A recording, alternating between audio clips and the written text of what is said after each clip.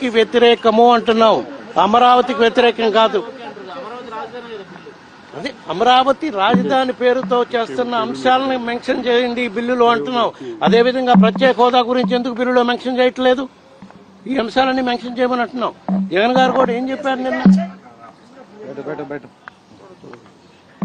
అన్ని వేల కోట్లు అక్కడ పెట్టే బదులు అందులో ఎంతవరకు ఆచరణ సాధ్యమైంది? 7 సంవత్సరాల నుంచి మనం ఏమి నిర్మాణం చేయలేకపోయాం. ఇంకా రాబోయే రోజుల్లో ఎన్ని సంవత్సరాలు పడుతుంది మీరు నిర్మాణం చేయాలంటే?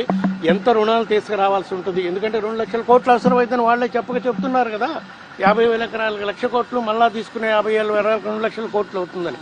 అంత డబ్బు ఒకే చోట పోసే బదులు విజయవాడ ఎట్లా మేము లోగడ ప్రపోజ్ చేసిన వైజాగ్ దీనికి మీరు సానుకూలంగా లేరు కాబట్టి అమరావతి ప్రాంతంలోనే ఉండే విజయవాడ, మచిలీపట్నం, గుంటూరు ప్రాంతాలని 3 నగరాలని కనెక్ట్ చేసుకుంటూ ఇక్కడ డెవలప్ చేయండి, కేవలం 5,000 కోట్లతోనో 10,000 కోట్లతోనో చేయండి అని చెప్పారు. దాంట్లో తప్పేముంది?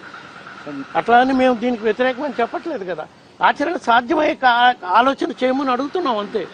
రాష్ట్ర ప్రజలంతా అమరావతిని కోరుకున్నారు, అందుకే కూటమి ప్రభుత్వానికి ఓటేశారు. కానీ మీరు ఇప్పుడు కూడా మీకు 11 సీట్లు వచ్చిన తర్వాత కూడా మళ్ళీ మీరు అమరావతిని 2019లో కూడా అమరావతి అక్కడే నిర్మాణం అనే ఎలక్షన్ పోయారు కదా. అప్పుడు నారా లోకేష్ గారు మంగళగిరిలోని అమరావతి ఎక్కడొస్తుందో అక్కడ ఓడిపోలేదా? ఇట్లా ప్రజలిచ్చిన తీర్పుని ఒకదానికి ముడిపెట్టి, రాజధానికి ముడిపెట్టి మీరు రాజకీయం చేయాలంటే కరెక్ట్ కాదు. చదరపు అడుగు 14,000 రూపాయలు అవుతుందని మీరు అన్నారు. సో నిన్న లోకేష్ మాట్లాడుతూ సమర్థించుకుంటున్నారు. ఇంత పెద్ద రాజధాని కడుతున్నప్పుడు ఆ మాత్రం ఖర్చు అవుతుందని సమర్థించుకునేటువంటి ప్రయత్నం చేస్తున్నారు. ఎంత పెద్ద రాజధాని అండి? ఎంత పెద్ద రాజధాని? ప్రపంచ స్థాయి రాజధాని కానివ్వండి, దేవతల ఉండే రాజధాని కానివ్వండి, 14,000 రూపాయలు చదరపు అడుక్క. అది ఎక్కడా కూడా ఏ ఇన్స్టిట్యూషన్ కానీ ఎవరైనా గవర్నమెంట్కి సంబంధించిన ఇంజనీర్లు కానీ సర్టిఫై చేయమనండి ఎందుకు ఎంత ఖర్చు అవుతుందో. సరే మావిగాన్ అని చెప్పి జగన్మోహన్ రెడ్డి అదే ఇందాక చెప్పా కదా. ఆయన ఎందుకు ఈ ప్రపోజల్ పెడుతున్నారంటే మీరు అమరావతిలో 2 లక్షల కోట్లు పెట్టినా ఇంకే నిర్మాణం చేయడానికి ఇంకెన్నో సంవత్సరాలు పడుతుంది. ఆల్టర్నేటివ్గా విజయవాడ, మచిలీపట్నం, గుంటూరు 3 నగరాలని కేంద్రీకృతం చేసుకుంటూ, ఎందుకంటే ఈ ఏరియా అంతా కూడా మీ అమరావతి రీజన్ జోన్ కిందకే వస్తుంది, సిఆర్డీ కిందకే వస్తుంది.